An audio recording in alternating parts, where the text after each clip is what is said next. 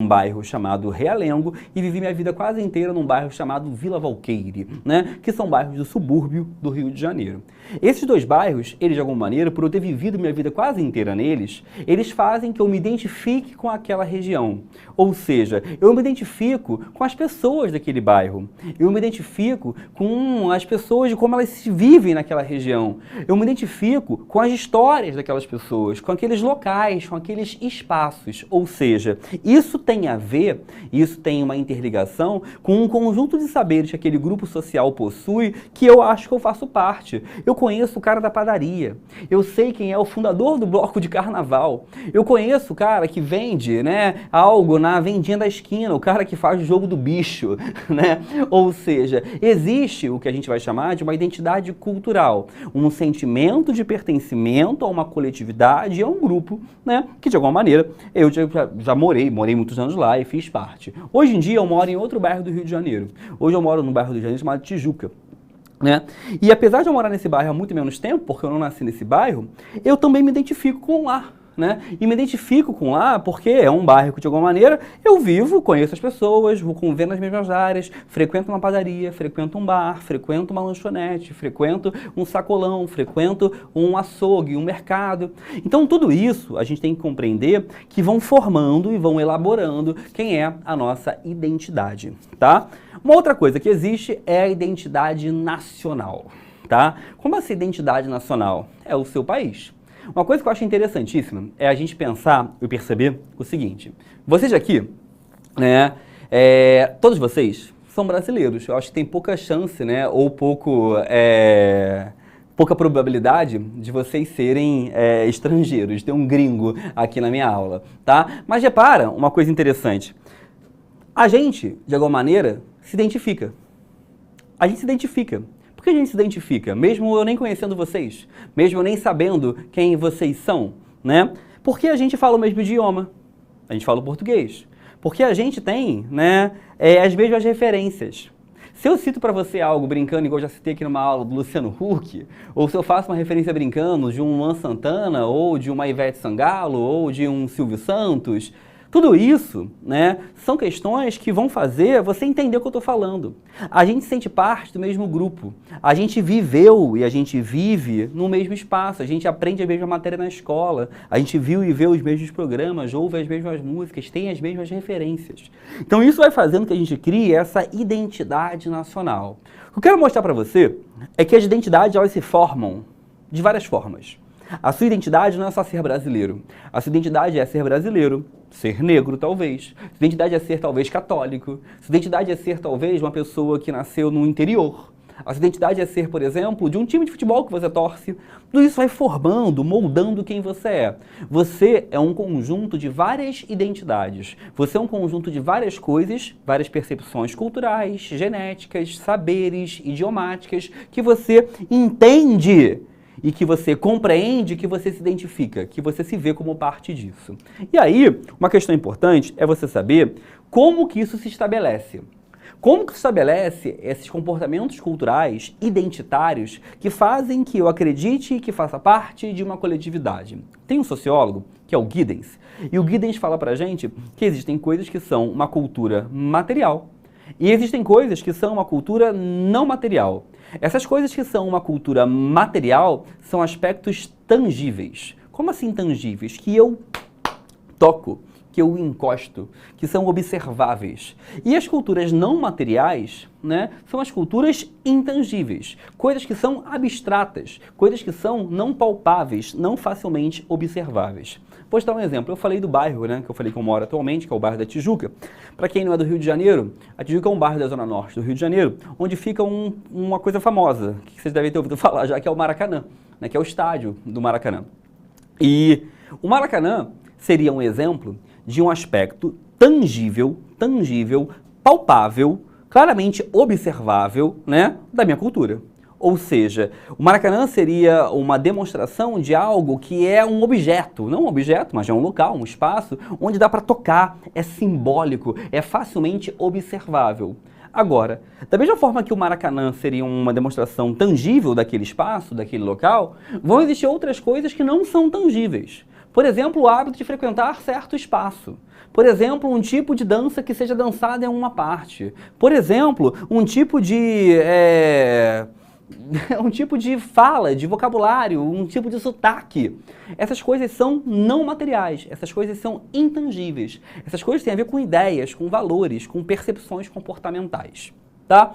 Deixa eu ler aqui algumas perguntas para a gente poder avançar. Vamos lá.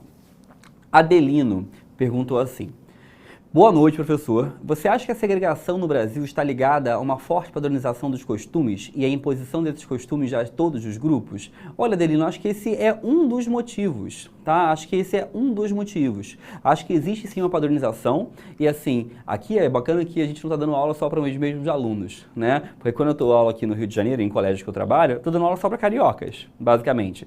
E aí, repara, o Rio de Janeiro, por ter sido capital durante muito tempo, e o Rio de Janeiro, por ser uma região que é conhecida como o ponto turístico mais famoso do Brasil e por aí vai, ele se interliga a São Paulo, que é a região mais rica do país, mais poderosa financeiramente, e se liga também a Minas Gerais, porque acaba sendo uma região muito influente da história brasileira, e esses três estados acabam criando um padrão comportamental de vocabulário, idiomático, de forma de ser e de forma de agir, e tentam exportar esse padrão para o resto do Brasil.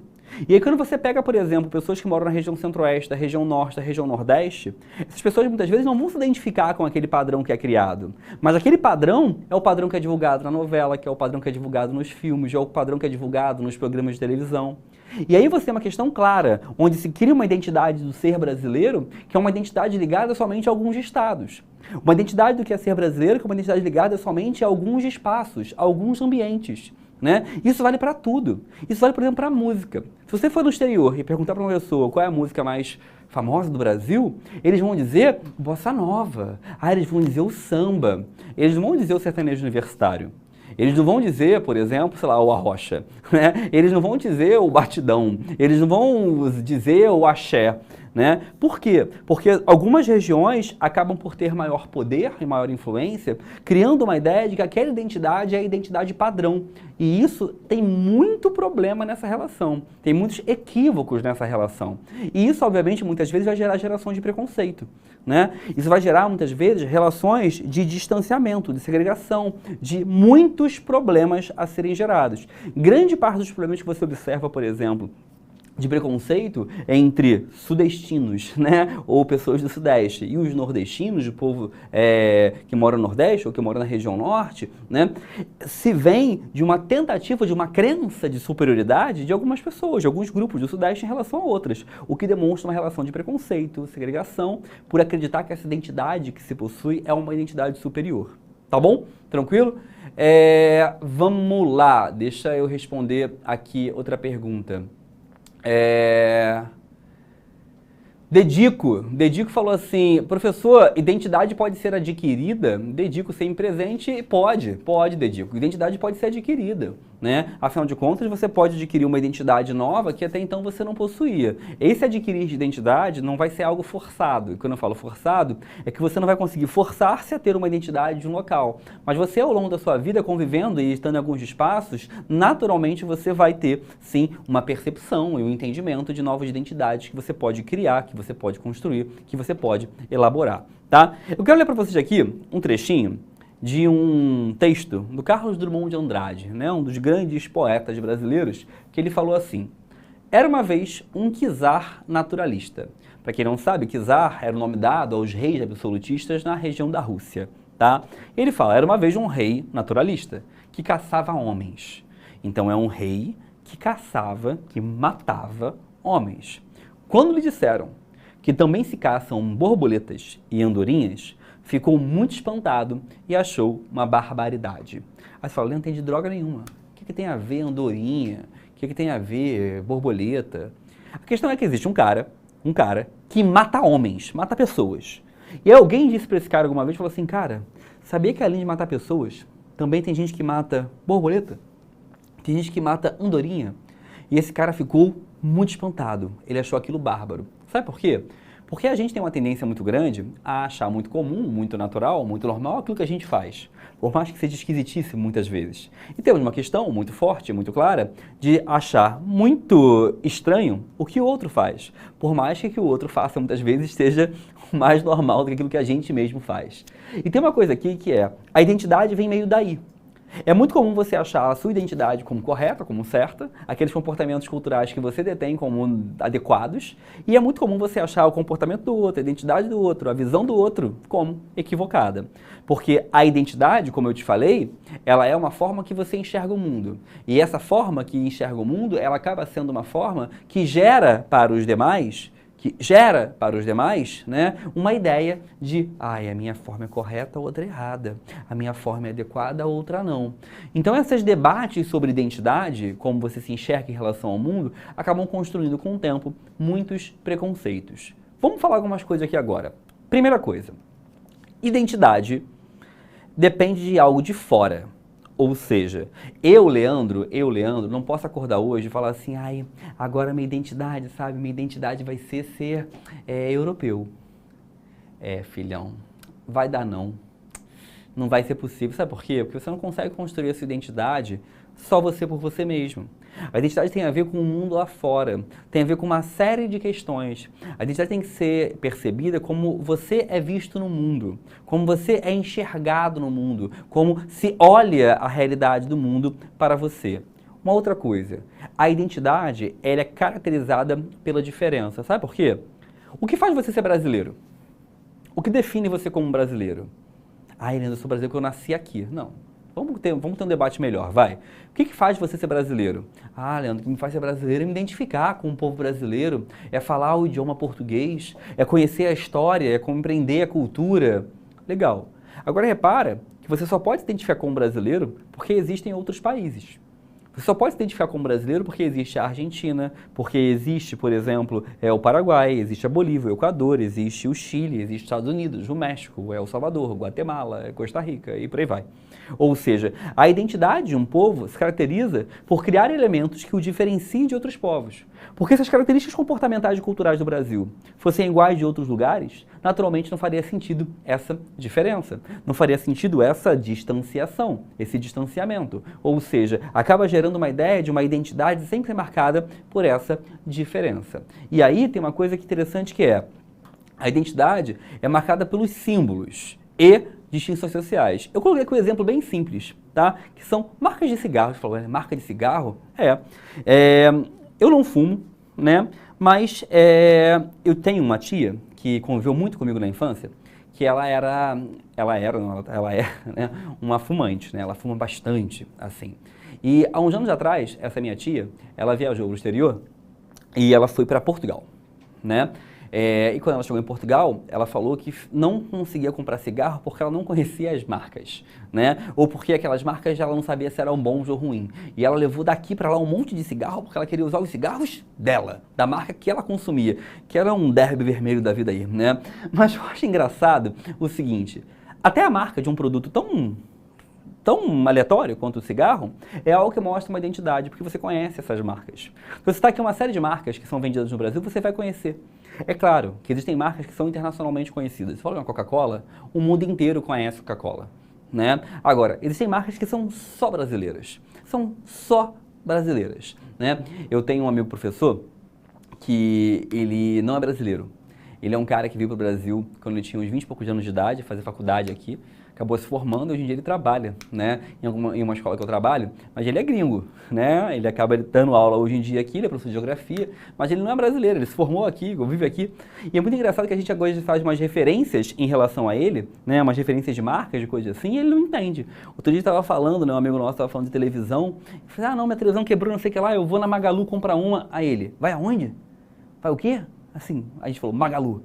Sem spoiler, Magalu, mande brindes, mande recebidos, né? Mas assim, aí ele falou, e ele, o que é isso, Magalu? Ele não entendeu nem a palavra, né? E é isso, porque até uma marca é uma referência.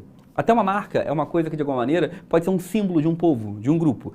Magalu é um símbolo de um povo? Não, calma, respira, não é isso. Mas pode ser uma simbologia que represente e que faça as pessoas se entenderem, compreenderem, saberem do que está se tratando, tá? E, obviamente, também a identidade é marcada por distinções sociais. Pode reparar pode reparar que você se sente superior. Ai, Leandro, eu sou uma pessoa livre de preconceitos, eu sou o máximo. Aham, legal, senta lá. Mentira. Nós temos preconceitos, né? Nós, intrinsecamente e historicamente, criamos preconceitos em todos nós. E esses preconceitos são marcados por distinções sociais e distinções identitárias. Ou seja, aquele preconceito que você tem, mesmo que você combata ele, tente melhorar, tente avançar, tente ser cada vez uma pessoa melhor, né? Aquele preconceito é um preconceito que, de alguma maneira, ele se marca porque você vê o outro como diferente de você em alguma coisa, tá? Deixa eu responder mais uma pergunta aqui. Vamos lá. Deixa eu ver, respondi o Dedico já. Agora, Vitor Mendes. As classes sociais pertencentes a grupos específicos também podem ser consideradas identidades? Claro que sim, Vitor. Uma das coisas que forma a identidade de uma pessoa, né, é a classe social do qual ela faz parte. Sabe por quê?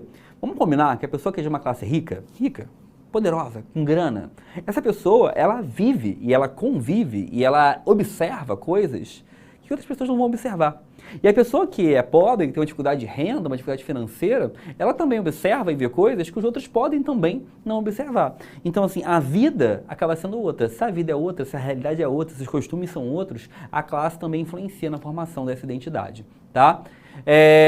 Outra pergunta aqui, o Dedico, mais uma vez, o Dedico mandou assim, por que a xenofobia tem um maior alcance em pessoas com grau de instrução mais elevado e de menor grau do que de menor grau de instrução? Então, Dedico, assim, a xenofobia, ela quase sempre, quem não sabe, tá, gente, xenofobia é a aversão ao estrangeiro, tá? A xenofobia, ela é um processo em que você tem aversão a quem vem de fora, tá? Agora, ser xenofóbico é uma aberração por si só, tá? Agora, ser xenofóbico em alguns países como o Brasil é uma aberração duplicada, né? O Brasil é um país miscigenado, o Brasil é um país de imigrantes, o Brasil é um país que tem colônia asiática, tem colônia italiana, tem colônia, falando da Ásia especificamente, do Japão, tem colônia portuguesa, tem colônia não sei o que lá. O Brasil tem mais de 800 diferentes tribos indígenas, o Brasil recebeu, né, escravizados africanos de várias nações. Então, assim, xenofobia é algo que nem faz sentido. Mas, né, a xenofobia, ela tem uma ligação muito forte com o ato de um grupo não querer perder seus privilégios, né? A xenofobia quase sempre é um grupo social que vê alguém vindo de fora e entende que essas pessoas vindo de fora podem ser uma ameaça. Então a xenofobia quase sempre é uma tentativa de um grupo de se proteger com medo de que quem venha de fora possa roubar ou pegar alguma coisa que lhe pertence. Então normalmente quem é mais xenofóbico acabam sendo as classes que têm algum privilégio a defender, que têm algum benefício social a defender, tá bom? Tinha uma pergunta ali em cima do dedinho, cara, que eu pulei. Nadine. Boa noite. Só me tira uma dúvida, os aspectos tangíveis estão englobados na cultura material ou seriam sinônimo? Estão englobados, tá, Nadine? Estão englobados. Outra pergunta é do Adelino. Professor, então a identidade e como os outros te enxergam e não como geralmente as pessoas se definem é as duas coisas, tá, Adelino? A identidade ela é formada de como eu me vejo no mundo, mas também como as pessoas me veem. Porque se eu me vejo de uma forma distanciada de como as pessoas me enxergam, a minha identidade tem um problema. A identidade é essa mistura. Essa mistura em o que vem de fora, né? Ou seja, em como as pessoas me enxergam, mas também com uma forma que eu crio sobre si mesmo e como eu me diferencio dos outros, né? Como eu me diferencio das demais pessoas. Outra pergunta é do Lucas. Professor, existe um período onde a nossa identidade é construída ou é um processo constante? Constante, Lucas, né? A nossa identidade, ela vai sendo construída com o tempo. Eu tô vendo o pessoal no chat ali falar, né, daquele Guaraná Jesus, né? Se eu não me engano, é do Pará, né? Acho que posso estar errado. Maranhão. É Maranhão? Maranhão. E aí quando eu fui, então eu fui errado, né? Eu nunca fui no Maranhão, infelizmente, queria muito conhecer. Mas eu fui no Pará um tempo atrás, né? Fui na cidade de Belém, fui visitar e etc. E eu parei num... Pô, não era Guaraná Jesus, não. Era um outro Guaraná. Eu não vou saber o nome. Alguém de Belém no chat aí? E aí eu fui tomar um Guaraná. Não foi o Jesus. Jesus é aquele rosa, pô. Né? Não é esse não. Esse Guaraná Jesus já tinha no Rio em alguns lugares. Mas eu fui num restaurante, quando eu fui no Pará. E aí o cara falou assim, vai beber o quê? Eu falei, meu Guaraná. Aí ele, Antártica ou não sei o que lá. Aí eu... Nunca vi esse Guaraná na minha vida, não sabia nem que existia, né? E aí o cara falou lá pra mim e trouxe, né? E aí eu depois fui reparar que esse Guaraná tinha em todos os lugares, né, da cidade. Então claramente é uma marca daquele local, né? É uma coisa dessa marca aqui que de alguma maneira mostra um símbolo daquela região. Agora, qual o nome do maldito Guaraná, não vou lembrar. né? O nome do Guaraná eu não vou saber. Alguém tô falando aí cajuína, não é cajuína, né? Tem alguém falando ali, tem gente falando cajuína, não é isso. Baré, ali ó, Baré. Ana Paula Rosa mandou, Baré, é isso aí, Guaraná, Baré, né? E aí eu fui ver que vendia em todo lugar, aí eu falei, gente, onde esse Guaraná tá, que ele não tá no Rio de Janeiro, que ele não tá nos lugares que eu já fui na minha vida, né? E era isso aí, você vê como uma marca, né? Até uma marca pode ser símbolo de uma região, pode ser símbolo de um local, e por aí vai. Vamos construir aqui uma outra coisa importante. A identidade de um povo, né, ela tem importância dependendo do lugar e do momento. Ué, Leandro, como assim? Vou contar outra história, porque essa matéria é boa para contar histórias, né? Tem um amigo meu que ele tem um tom de pele bem semelhante ao meu, assim, ele é branco, né? E aí, há um tempo atrás, ele foi fazer um mestrado dele nos Estados Unidos. E quando chegou nos Estados Unidos, ele reparou que as pessoas não falavam que ele era branco. Ué, como assim? Quando eu fazia percepções étnicas, nos Estados Unidos isso é muito forte, né? Colocavam ele como latino. E você fala, pô, mas a gente é latino, a gente nasceu na América Latina. Mas a gente não se enxerga como latino. Ninguém aqui pensa, eu sou latino, eu tenho orgulho de ser latino. Não, você não pensa isso. A gente não se identifica com essa identidade. Mas nos Estados Unidos é assim que olham a gente. Então você repara que a sua identidade, ela vai ser vista de forma diferente em cada local. Em cada local, em cada momento da sua vida, da sua história, ela vai ter percepções diferentes acerca de como a identidade se forma, né? Olha como interessante é isso, né? Se você é um cara que nasceu em Salvador, e você visita, por exemplo, uma região, sei lá, como Recife, como Aracaju, como João Pessoa, né? Se você visita uma região como Natal, você vai ser visto de uma forma. Agora, se você é de Salvador e você visita uma região, por exemplo, como Porto Alegre, como Florianópolis, como Curitiba, é outra forma que vão te olhar, que vão te enxergar, que vão te ver, vão dar outro valor ao seu sotaque, a forma como você fala, né? E isso é muito simbólico, né? Porque isso mostra que a nossa identidade, né, ela tem uma percepção diferente, dependente do lugar, dependente de onde nós estamos, tá?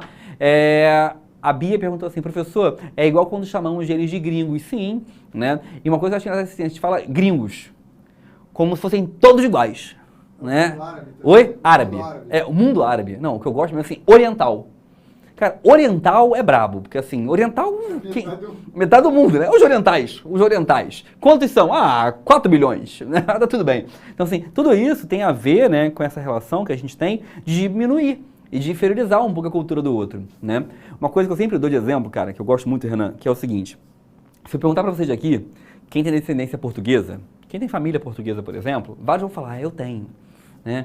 Quem tem família italiana? Eu tenho família italiana. Né? Quem que tem família? É da Espanha. Eu tenho família na Espanha. Um monte de gente vai falar. Agora, assim, quem tem família na África? As pessoas, eu tenho. Africano, tenho.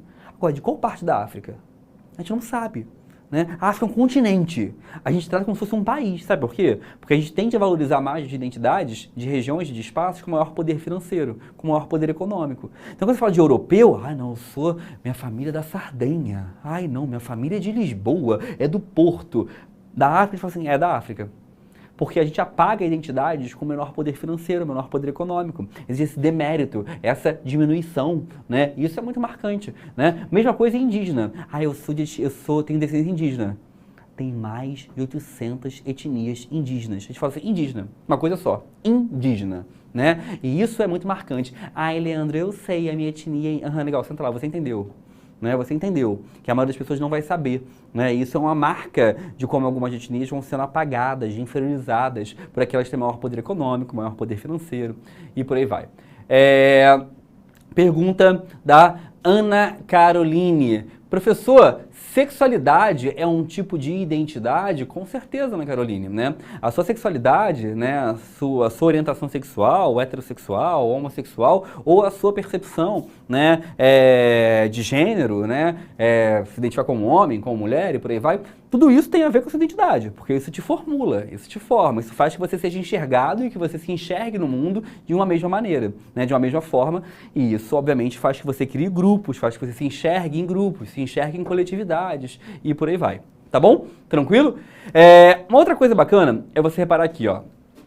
As identidades podem ser essencialistas ou não essencialistas. Isso aqui é muito marcante. Vocês não tiveram aula ainda com o Otto sobre nazismo, né? Mas vocês vão ter aula esse ano ainda com o Otto, mais pra frente, sobre nazismo, sobre nazifascismo e por aí vai. O Adolf Hitler, né, esse maníaco austríaco, ele se enxergava como germânico, tá?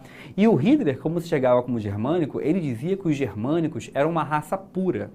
Por que ele falava que os germânicos eram uma raça pura? Porque lá atrás, quando o Império Romano conquistou grande parte da Europa, o Império Romano não ocupou a região que a gente chama hoje em dia de Alemanha.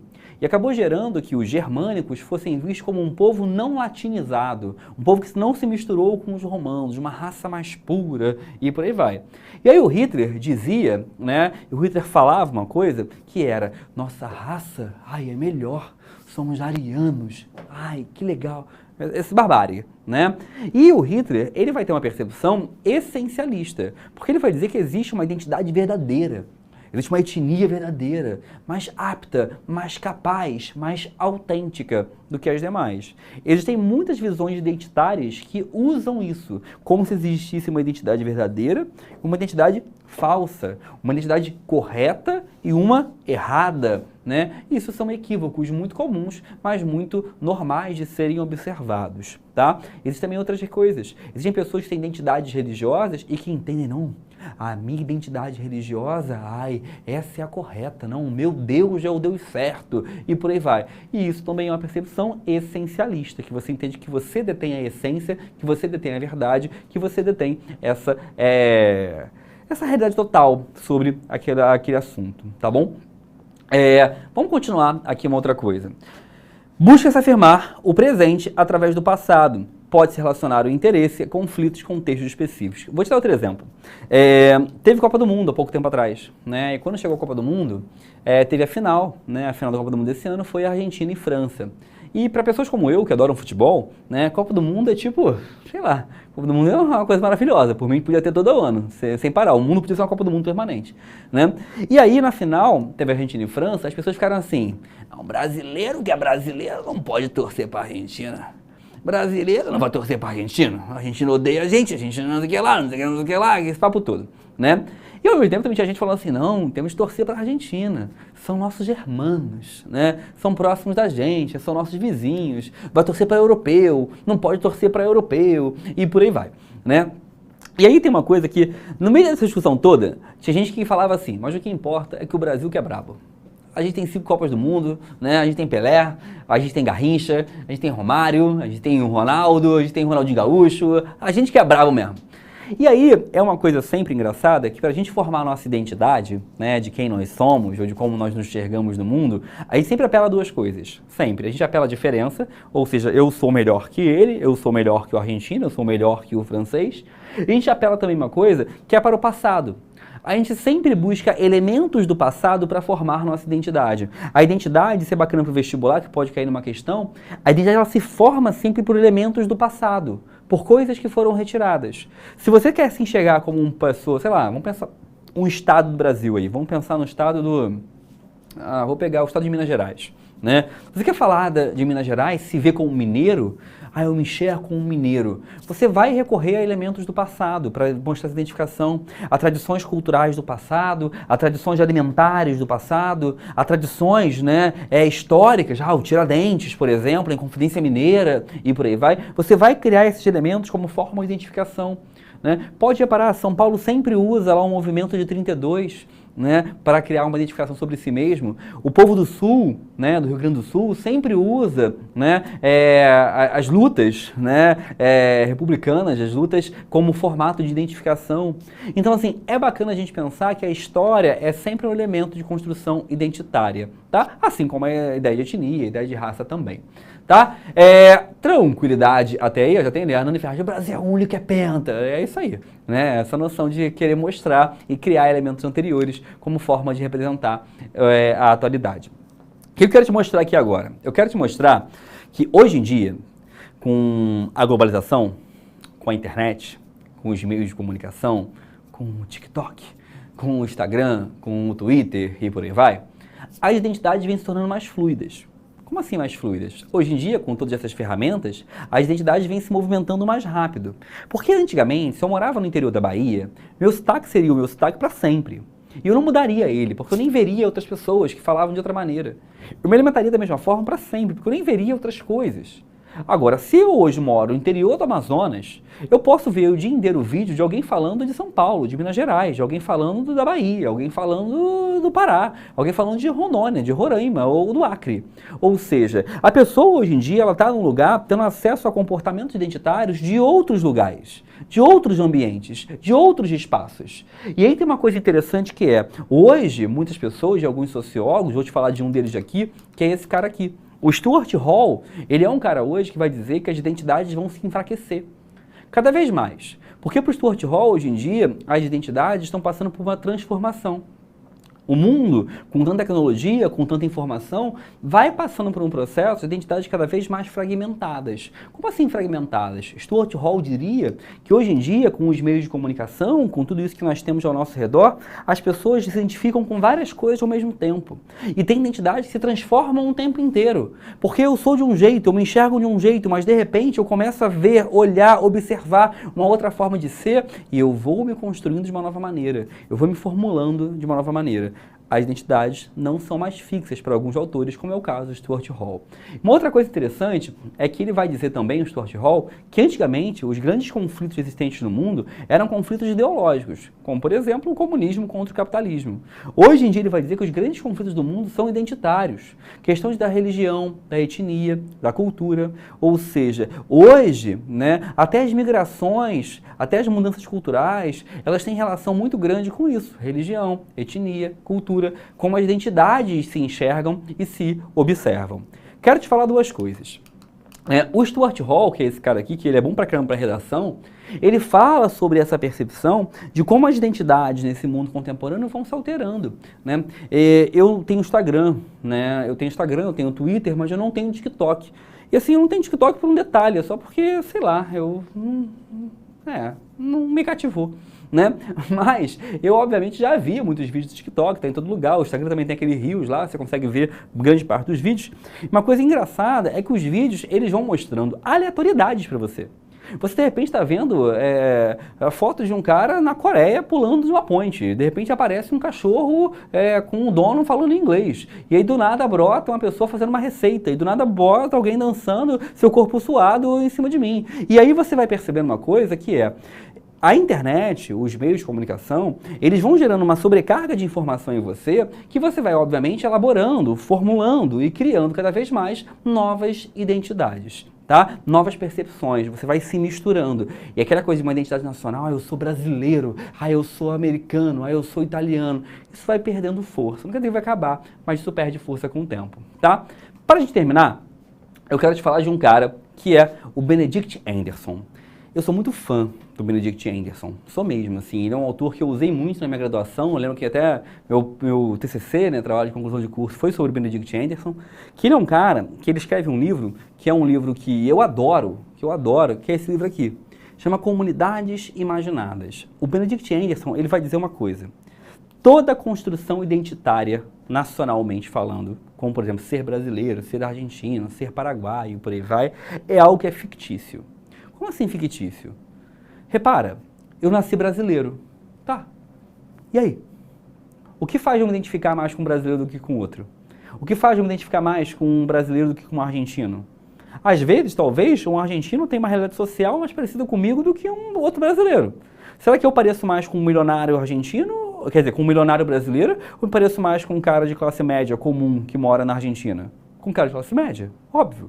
E aí tem uma coisa importante que o Benedict Anderson vai dizer que a gente é estimulado desde sempre, desde a nossa infância, desde que a gente é indivíduo, que a gente é gente, a construir dentro de nós uma construção fictícia de que somos parte de algo comum, somos parte de uma sociedade, somos parte de uma nação. Construir esse ideário nacionalista. Alguns países vão construir isso muito mais forte, tá? Como os Estados Unidos, Inglaterra, Japão e por aí vai. Países que foram colonizados, como é o caso do Brasil, tendem a construir isso de forma mais frágil. Não quer dizer que não vão construir, os americanos são colonizados e construíram. Mas a gente teve outro tipo de colonização. E aí o Anderson vai dizer que para construir essa ideia de identidade, né, essa ideia de uma identidade nacional, algumas coisas vão ajudar muito. Percepções como o censo. O que é o censo? O censo é a pesquisa feita, né, de 10 em 10 anos no Brasil, em que você vai saber quantas pessoas brancas tem, quantas pessoas negras tem, quantos católicos tem, quantos evangélicos tem, quantos espíritas tem, quantas pessoas tem no Rio, na Bahia, no Espírito Santo, quantas pessoas tem em Sergipe, quantas pessoas tem, sei lá, no Mato Grosso, em Goiás e por aí vai. Você vai ter noção do tamanho e quem são as pessoas que estão ao seu redor. Ele vai falar dos ídolos. Cara, e é impressionante como um ídolo gera identidade. Né? O Brasil vai construir algumas imagens de ídolos nacionais, e esses ídolos nacionais vão fazer que a gente se identifique com o Brasil. Pessoas como Ayrton Senna, pessoas como Pelé, figuras como Tiradentes, figuras como Getúlio Vargas, vão ser construídos como ídolos identitários, que vão ajudar a construção de uma identidade, de uma imagem de nação. Um mapa. Um mapa é importante. A gente saber o limite do nosso território, o tamanho do nosso território, onde nós estamos, quem nós somos, até onde vai o nosso povo. E o museu. Hoje o museu perdeu importância, né? O Anderson escreveu antes da internet e por aí vai, mas o museu era o grande espaço para que eu pudesse explicitar e mostrar a história de um povo, a história de uma coletividade. Então também era importante para a formulação dessa identidade, tá? Eu vou terminar minha aula por aqui. E assim, a gente falou hoje sobre identidade, né? E essa identidade ela tem a ver, como eu te falei, de duas coisas. A circunstância que o indivíduo, né, se sente pertencente e como as pessoas nos enxergam, como as pessoas nos veem numa sociedade. A identidade é o início para a gente compreender relações de preconceito, relações de segregação, de racismo, de xenofobia, né? Que a gente vai trabalhar muito ao longo do nosso curso ainda aí mais pra frente, tá bom? Sempre um prazer inenarrável estar com vocês. Uma excelente noite para todos e até a próxima. Valeu! Assista nossas aulas a hora que você quiser. Vem com o Pro, o cursinho online que mais aprova no Enem. Assine em proenem.com.br. We gotta celebrate the beauty of the world that keeps on giving.